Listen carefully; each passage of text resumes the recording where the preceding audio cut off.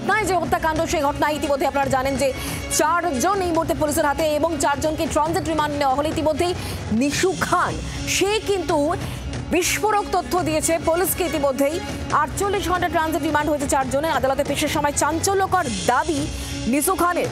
খুনের পর বাড়িতে আসে তৌসিফ। এই ঘটনায় তৌসিফকে গ্রেফতার করা হয়েছে।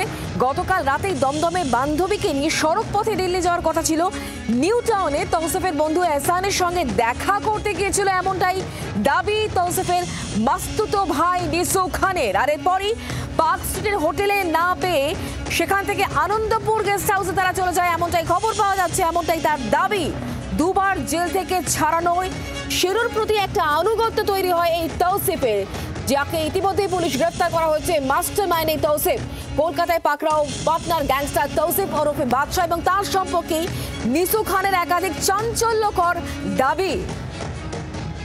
বিক্রম দাস এই মুহূর্তে আমাদের সঙ্গে রয়েছেন, আমাদের প্রতিনিধি টেলিফোন লাইনে। বিক্রম, এই নিশু খান যার কাছ থেকে ইতিমধ্যে বেশ কিছু তথ্য পাওয়া যাচ্ছে এবং সে যেটা বলছে প্রথমে প্ল্যান ছিল পার্ক স্ট্রিটে যাওয়ার, কিন্তু সেখানে কোনো রকম জায়গা না পেয়ে তারা জায়গা বদল করে নিউ টাউনে যায়। আর কি কি তথ্য দিচ্ছে এই নিশু খান?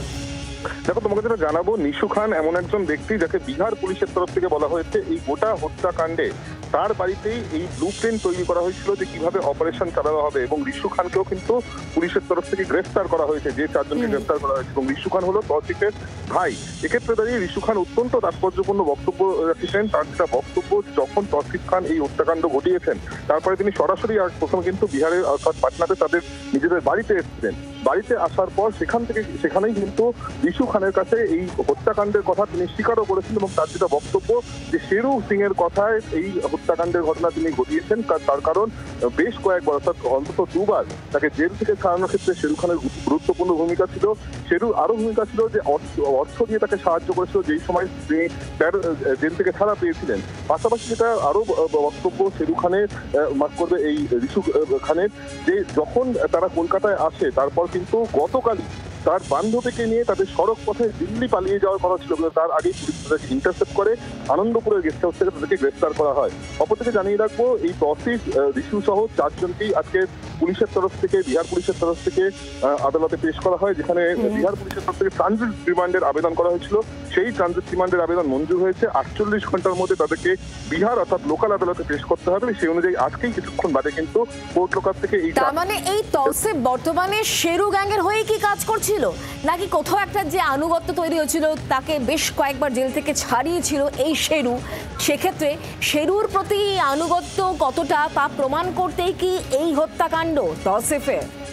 একেবারেই তাই। কারণ ঋষু খান যে বক্তব্য দিয়েছেন তাতে কিন্তু তিনি স্পষ্টত জানাচ্ছেন যে শেরু খানের কথাতেই এই তৌসিফ তিনি এই হত্যাকাণ্ডের ঘটনা ঘটিয়েছেন এবং এই গোটা বিষয়টি তিনি তাকে জানিয়েছেন পর্যন্ত।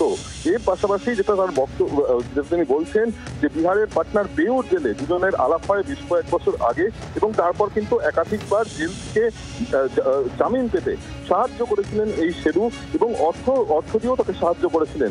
তারপর থেকে একটা আনুগত্য তৈরি হয়েছিল এবং সম্প্রতি যখন প্যারোলে ছাড়া পায় নিহত ব্যক্তি অর্থাৎ মিশ্রা, তারপরেই কিন্তু চন্দন মিশ্রা ছাড়া পাওয়ার পর থেকেই এই ষড়যন্ত্র বা এই পরিকল্পনা করা হচ্ছিল যে কিভাবে এই চন্দন মিশ্রাকে খুন করা হবে।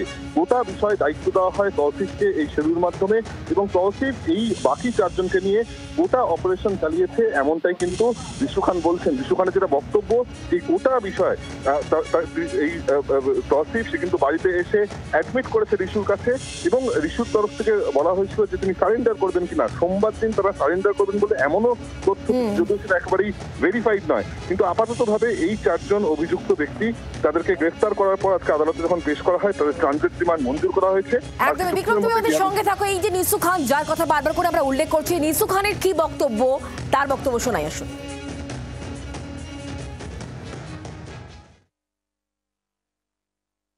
आपका घर में तो ब्लूप्रिंट हुआ था मर्डर का।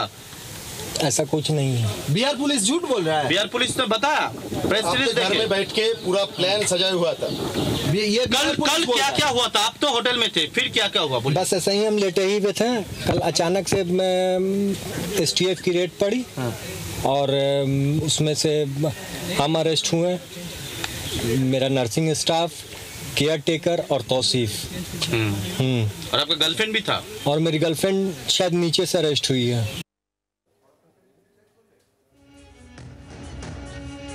আর এরই সঙ্গে আপনাদেরকে জানাবো পাটনায় খুনের ঘটনা এবং তারপর এ রাজ্যে এলো এই কজন এবং তারা কিভাবে এলো, কোথায় কোথায় গেল, তার একেবারে সুপার এক্সক্লুসিভ খবর ছবির সঙ্গে সঙ্গে আপনাদেরকে বোঝাবো। 17 জুলাই যে ছবি দুপুরবেলার রাঁচির ভামরি একটা সাদা গাড়িকে দেখতে পাচ্ছেন, এই গাড়িতে করেই কিন্তু তারা আসে রাঁচির ভামরির ছবি প্রথমে দেখাচ্ছি। এই মুহূর্তে যে ছবি দেখতে পাচ্ছেন দুপুরের সময়ের ছবি, আর তারপরে ঠিক রাত্রিবেলায় দ্বিতীয় হুগলি সেতু, সেখানে যে ছবি দেখতে পাচ্ছেন সেটা রাতের ছবি। 2 নম্বর ছবি দেখতে পাচ্ছেন, এখানে যে গাড়িটি দেখতে পাচ্ছেন সেটি BR01FX4109 এই নাম্বারের গাড়ি, সাদা রঙের গাড়ি, যেটাকে দেখা যাচ্ছে এই মুহূর্তে ছবিতে খানিক্ষণ আগে দেখিয়েছি রাঁচির ভামরির ছবি। আর তারপর সেদিনই 17 জুলাই দ্বিতীয় হুগলি সেতুতে এই গাড়িটিকে দেখা যাচ্ছে। আর এরপরে 3 নম্বর ছবি 18 জুলাই, তার ঠিক পরের দিন শাহপুর যেতে পৌঁছয় তৌসিফরা এই গাড়ি নিয়েই আনন্দপুরে গেস্ট হাউসে তারা গা ঢাকা দেয়। গাড়ির ছবি দেখতে পাচ্ছেন, পরপর 3টি ছবি দেখালাম। প্রথমে 17 জুলাই দুপুরের ছবি, রাতের ছবি, এবং 18 জুলাই রাত্রি 12টা 14 ছবি। শাহপুর যে আবাসনে যাচ্ছে এই সাদা গাড়ি, নাম্বার প্লেটও পরিষ্কার আপনারা দেখতে পাচ্ছেন। পাশের রাজ্য বিহারে এই যে খুনের ঘটনা, সেই কাণ্ড ঘটিয়ে কিভাবে তারা এ রাজ্যে আসে এবং 17 এবং 18 তারিখে কোথায় কোথায় তারা যায়। 17 তারিখে 2টো ছবি এবং 18 জুলাইয়ের 2টো ছবি এই মুহূর্তে আপনারা স্ক্রিনে দেখতে পাচ্ছেন। পাটনায় খুন এবং তারপর কিভাবে পুলিশের চোখে ধুলো দিয়ে তারা কলকাতায় এলো, তার ছবি এই মুহূর্তে জি 24 ঘন্টায় সুপার এক্সক্লুসিভ। কথা বলবো, আমাদের সঙ্গে বিক্রম রয়েছেন, আমাদের প্রতিনিধি বিক্রম। এই যে তৌসিফদের গতিবিধি, আমরা বিক্রমের সঙ্গে অবশ্যই যোগাযোগ করবো, তবে তার আগে 3টে ছবি এই মুহূর্তে আপনারা দেখতে পাচ্ছেন জি 24 ঘন্টায় সুপার এক্সক্লুসিভ। সাদা রঙের একটি গাড়ি এবং যাতে করেই তৌসিফরা আসে, খুনের ঘটনা ঘটায় বিহারে এবং তারপর তারা চলে আসে এ রাজ্যে। কোথায় কোথায় তারা গিয়েছিল, সাদা গাড়ি এবং সময়ে ধরে ধরে আমরা দেখাচ্ছি। রাঁচির ভামরির ছবি দেখতে পাচ্ছেন 17 জুলাই দুপুর ঠিক 2:41, আর তারপর দ্বিতীয় হুগলি সেতু রাত্রের ছবি দেখতে পাচ্ছেন। আর এরপর তার ঠিক পরের দিন রাত্রিবেলা 18 জুলাই 12টা 14 ছবি, শাহপুর যে আবাসন। কথা বলবো, আমাদের সঙ্গে রয়েছেন আমাদের প্রতিনিধি বিক্রম দাস। বিক্রম, 3টে ছবি দেখাচ্ছি, 17 এবং 18 জুলাই রাঁচির ভামরি, দ্বিতীয় হুগলি সেতু এবং 18 তারিখে শাহপুর যে আবাসন। পাশের রাজ্যে এই দুষ্কৃতি কাণ্ড ঘটিয়ে এ রাজ্যে তারা চলে আসে পুলিশের চোখে ধুলো দিয়ে। তাদের গতিবিধি জি 24 ঘন্টা এক্সক্লুসিভ। একেবারেই তাই। তোমাকে যেটা জানাবো যে সাদা গাড়িটি, যেই ছবি আমরা দেখাচ্ছি, সেই গাড়িটি প্রথমে এই ঘটনা ঘটানোর পর মূলত 5 জনকে নিয়ে তারা সরাসরি চলে আসেন একেবারে রাঁচিতে। রাঁচির থেকে এই গাড়ি প্রবেশ করে পুরুলিয়াতে এবং পুরুলিয়া হয়ে দুর্গাপুর এক্সপ্রেস হয়ে দ্বিতীয় হুগলি শুরু হয়ে গাড়ি প্রবেশ করে যায় কলকাতাতে। প্রথমে তারা যান নিউ টাউনে, সেখানে একজন ব্যক্তির সঙ্গে দেখা করার কথা ছিল এহসান নামে, কিন্তু তার সঙ্গে দেখা না হয়, তার সঙ্গে ফোনে কথোপকথন হয় এবং তারপর সেখান থেকে এই অভিযুক্তরা সরাসরি চলে আসেন পার্ক স্ট্রিটে। পার্ক স্ট্রিটে আসার পর তারা একটি হোটেল নিতে চান, কিন্তু সেখানে তারা হোটেল না পাওয়ায় তারা সেখান থেকে চলে যান সরাসরি আনন্দপুরের গেস্ট হাউসে, সেখানেই তারা ছিলেন এবং সেখান থেকেই মূলত পুলিশ তাদেরকে ইন্টারসেপ্ট করেন। কারণ পুলিশ ইতিমধ্যে তাদের গতিবিধি জানতে পেরেছিল। বিভিন্ন টোল প্লাজা যখন তারা ক্রস করছিল, সেই সিসিটিভি ফুটেজ পুলিশের হাতে এসে পৌঁছায় এবং নিউ টাউন থেকে তারা কোথায় যায় সেই বিষয়টাও নিশ্চিতভাবে তদন্তকারীদের হাতে তথ্য এসে পৌঁছায়। তারপরেই কিন্তু প্রথমে নিউ টাউনে রেড করা হয় এবং পরবর্তী ক্ষেত্রে আনন্দপুরে রেড করে কার্যত এই 4 জনকে সেখান থেকে গ্রেফতার করা হয়েছে। আপাততভাবে বিহার পুলিশ তারা খতিয়ে দেখছে যে এই 4 জনের বাইরে আরো কারা কারা এই ক্রাইমের সঙ্গে যুক্ত রয়েছে। ধন্যবাদ বিক্রম।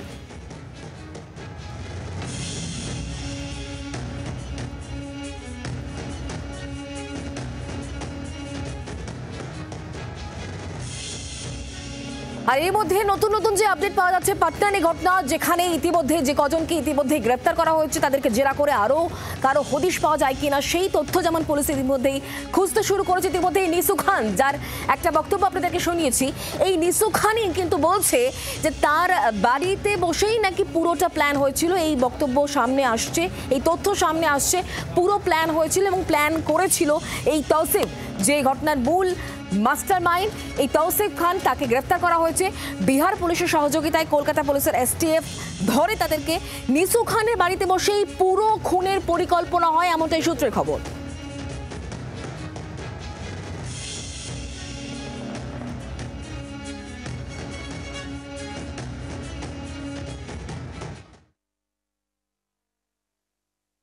तौसीफ गैंगस्टर कैसे बना? ऐसा गोली वाली चलाना कब से शुरू किया? और शेरू ने सिखाया।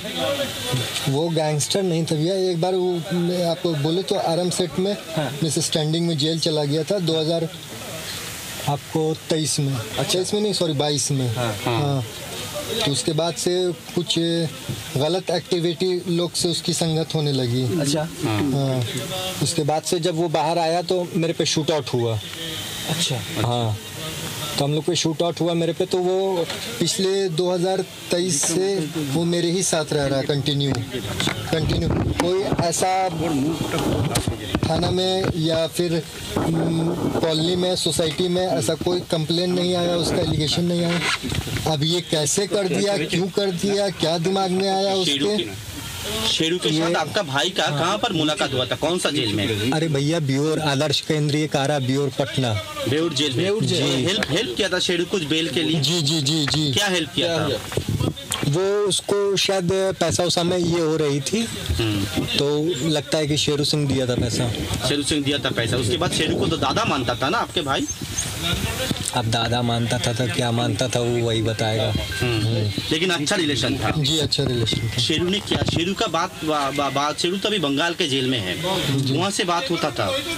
नहीं पता हमको भैया। तब मर्डर के प्लान किया, किसके कहने पे मर्डर किया? संपर्क हुआ कैसे आपके भाई के साथ शेरू का? इसी मर्डर किसके कहने पर मर्डर हुआ, क्या बताया? अब तो वही ना बताएगा, लेकिन बात हुआ तो फोन ही से ना बात होगा। हाँ। लेकिन शेरू के साथ फोन में बात होता था? मतलब ये नहीं पता हमको। अच्छा। या फिर हो सकता है कि कोर्ट में आए होंगे तो मुलाकात हुई होगी। नहीं, इस जो घटना घटी ना मर्डर का, जो चंदन निकला था, ये सब इंफॉर्मेशन शेरू ने कैसे प्रोवाइड किया? वो तो सिर्फ ही बता सकता है, हमको कुछ नहीं पता। বাংলার আওয়াজ, বাঙালির আবেগ, জি 24 ঘন্টা।